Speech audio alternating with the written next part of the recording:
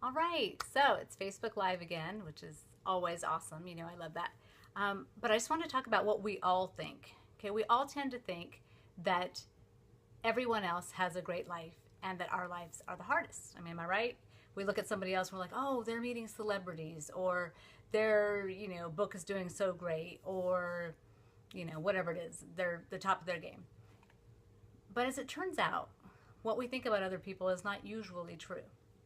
And you and I know that. We know that most of the stuff we do here on Facebook is fake. I mean, our lives are not glamorous. I definitely do not wear makeup all the time. Most of the time, most of us are, in our work clothes or doing whatever it is we're doing. We don't look like we do on Facebook. We don't act like we do on Facebook. Facebook's where we pretend to be who we really aren't. Well, something else that happens too, when I know there are people that look at my family and go, oh, so we're like this little Christian family, and you guys, I don't know what people think exactly, but it's more like, well, that's just you. You're just like that, and that's just the way it is. Well, my husband and I did not grow up in Christian families, so that is a little bit of a surprise to some people. My husband actually got saved in Las Vegas, of all places. That's where he was introduced to Christianity for the first time.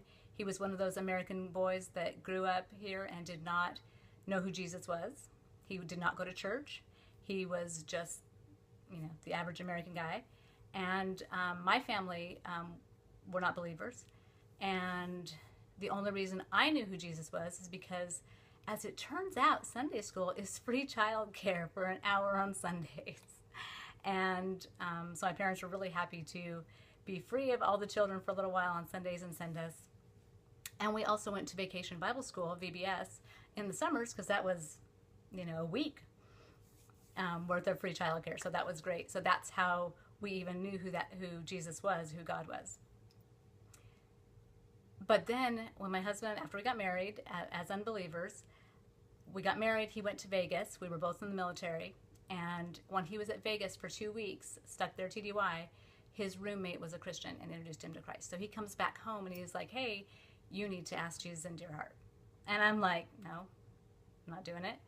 I'm not living like I should be living. I'm not who I should be, and I am not going to do that. You don't know who Jesus is. I know who Jesus is, and I'm not ready to give up all that stuff yet. I'm not ready to do it. And for 3 days, this man who I married, why did I even marry this guy? He's crazy. Just pressured me constantly. I don't want to be in heaven without you. What kind of caring man is that? Just you need to accept Christ. You need to ask him into your heart. And I'm just going, dude, you have no clue. One, you have no clue what's going on in my heart. And two, you have no clue what you're talking about. Okay? Jesus is like a big deal. And my life is not where it needs to be. And I am not who I need to be. When I get my life together, then I'm going to go ahead and ask him to be part of my life. Plus, I was scared. Like, what if I became a Christian and then all of a sudden he wanted me to be a missionary or something? No, I'm not doing that.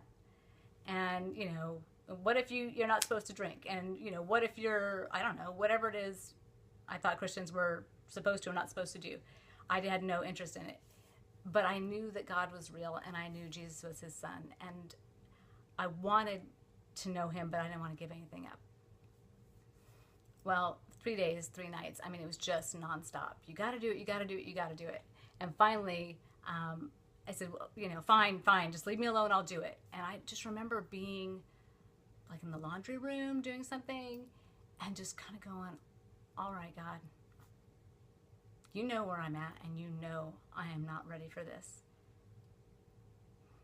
But if you'll have me, I'll have you in my life. Will you have me? And something changed. It didn't change like I didn't, whoa, that was great. Now all of a sudden I never want to do any of the stuff that I was doing before. No, I mean, I rode a motorcycle. I wore black leather. I have tattoos. It's, I didn't have to give all that up. But little by little, something inside of me changed. And it didn't happen overnight, but all of a sudden, things got different. And it may be a choice to not watch something or to go somewhere or whatever it was, little by little things changed. Well, fast forward years later, and we didn't even go to church for years. One time we started going to church And we actually joined a Bible study, and so we both got Bibles. Well, one time I started reading the Bible. Like, I actually started reading it more than just at church when they said turn to this passage, and more than just Bible study. And so, like a Bible study group or whatever. And so one day I was reading the Bible on a Saturday in the house.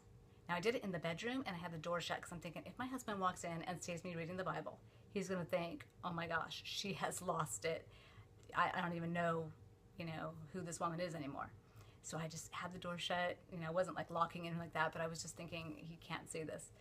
And in the middle of reading my Bible for fun, I got up out of the bedroom, went to the kitchen to get a drink of water, and as I walked through the living room, he was on the couch reading his. And I was just like, oh my gosh, how stupid are we? How stupid are we that even in our marriage, even in all the years, we'd been married at that point probably, 5 or 6 years, we couldn't even be honest with each other in this. But it was really neat because after that point, things just started growing and changing.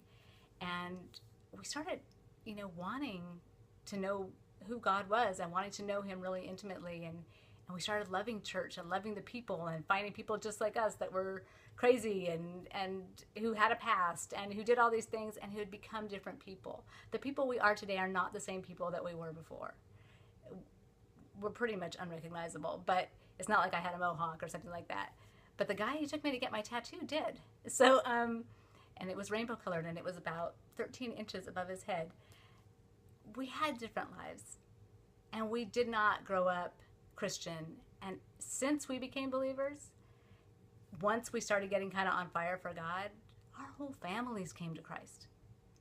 I think all but one person in my family and my husband's family and everybody came to Christ. His parents now travel all over the world as missionaries going and talking with people about Jesus. And we're just non-denominational Christian people, okay? We're not, Catholic or Mormon or Jehovah's Witnesses or anything that is, or Baptist or Presbyterian. We're just believers. We're just people who love God, who see what he's doing in this world, who see how much he loves people, and who just want to make people know that. And most of you know that once our child was abducted, living for God took on a whole nother meaning because he held us up.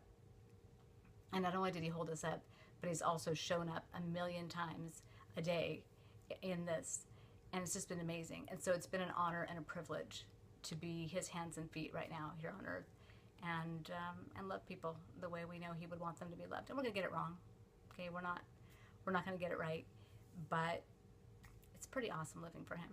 And it has allowed me to get to know you, and that's a privilege. So thank you. Just wanted to share a story. Maybe that'll encourage somebody that you don't have to be a good little Christian girl or boy to make a difference. But whoever you are, come to him. That's all he cares about.